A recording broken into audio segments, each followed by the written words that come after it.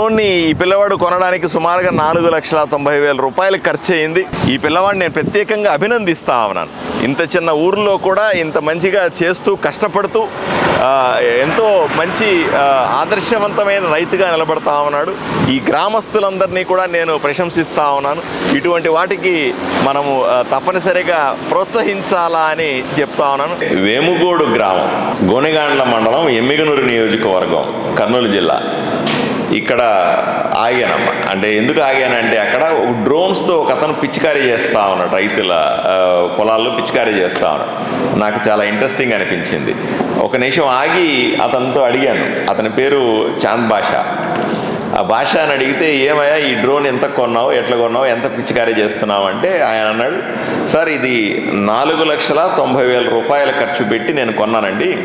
గంటకు 2 ఎకరాలు చేయగలుగుతాను, రోజుకి 20 ఎకరాల దాకా కూడా చేయొచ్చండి ఇలా అని చెప్పి. నేను అడిగాను ఆయన్ని, ఇది ప్రభుత్వం, కేంద్ర ప్రభుత్వం చాలా ప్రతిష్టాత్మకంగా నరేంద్ర మోదీ గారు చెప్పిన పథకం ఇది.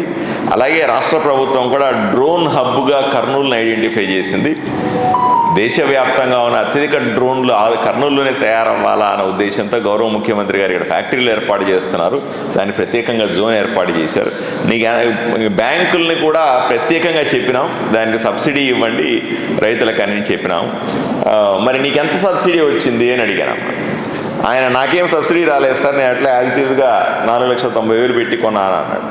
మీరు ఇక్కడ పోయి చెప్పారు ఏంట్రా అంటే, మేము 43 కిసాన్ గ్రూపులను ఐడెంటిఫై చేసాం, అలాగే 7,84,000 రూపాయల రాయితీ చొప్పున 3,37,00,000 రాయితీని చేర్చాము అని చెప్తున్నారు. దీనికి సంబంధించిన మీరు చెప్పే సమాచారానికి నేను ఇప్పుడు అక్కడ కనుక్కున్న రైతుకు చెప్పిన సమాచారం అసలు పొంతనే లేదు.